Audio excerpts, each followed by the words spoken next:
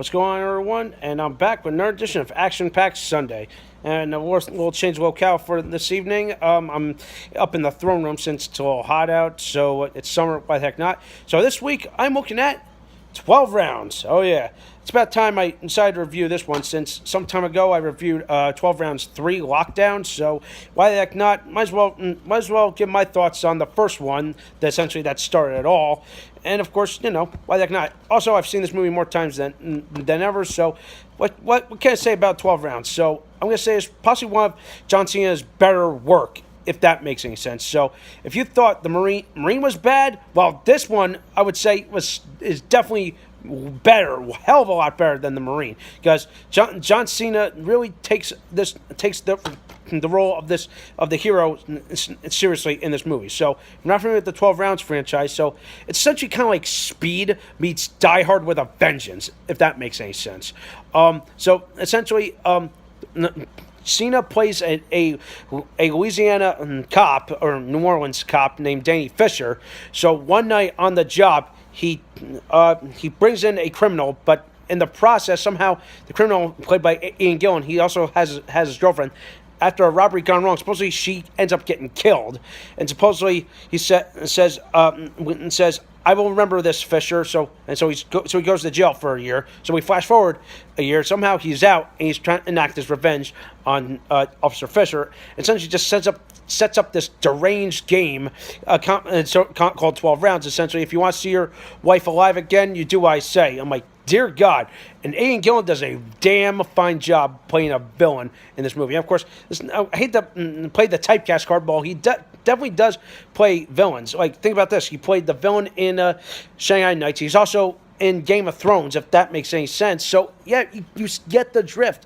I know it's bad, but hey, I feel like this was a good role for him. And, like, he definitely takes this madman with a purpose or with a motive real seriously, and it gets really, really good.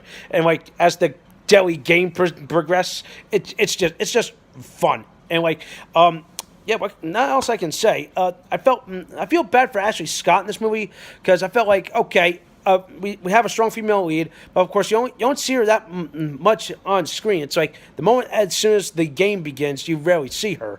The only time you see her is if she's in like a pre-recorded segment. Of course, I don't want to give too much of the movie away if you've never seen this movie, so I definitely recommend it. Okay, but of course, of course this is the original formula for the 12 Rounds movie. What happened in Lockdown was that they got rid of the deranged game format, and she just said no, 12 rounds and a gun. I'm like, what? No. Come on, definitely stick to what works. Okay, come on. The whole Speed meets Die with a Vengeance concept, it really works, and it definitely does.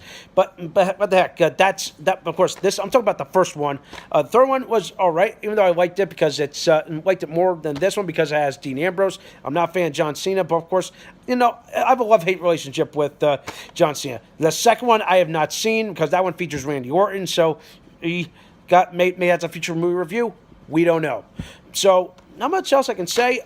Definitely find this one. Oh, definitely get the Extreme Cut, because the Extreme Cut has more footage. It's much more crazier and much more violent than what you expect in the movies. It's just crazy to think about it. And like John Cena, this is definitely one of John Cena's better roles. Let's see, between this and maybe his role in Blockers. Well, of course, I saw Blockers. I did not like that, but John Cena was funny as shit in that movie. So, but anyway, besides that, definitely watch 12 Rounds for the fun of it. If you love Speed, if you love Die Hard, I definitely recommend this. If I had to give 12 Rounds a score, I'm going to give 12 Rounds. A 7.5 out of 10. It's far from perfect, despite some flaws, despite being a copycat movie of Die Hard and Speed kind of thing. It definitely has a premise. It definitely works. But let's see. The only thing is that there's some kinks that need to be worked out. But hey, it's still a fun, incredible movie to watch. All right. So that's just for today. Let me know what you think. Thumbs up for videos. Subscribe to my channel and stay tuned for some more awesome videos.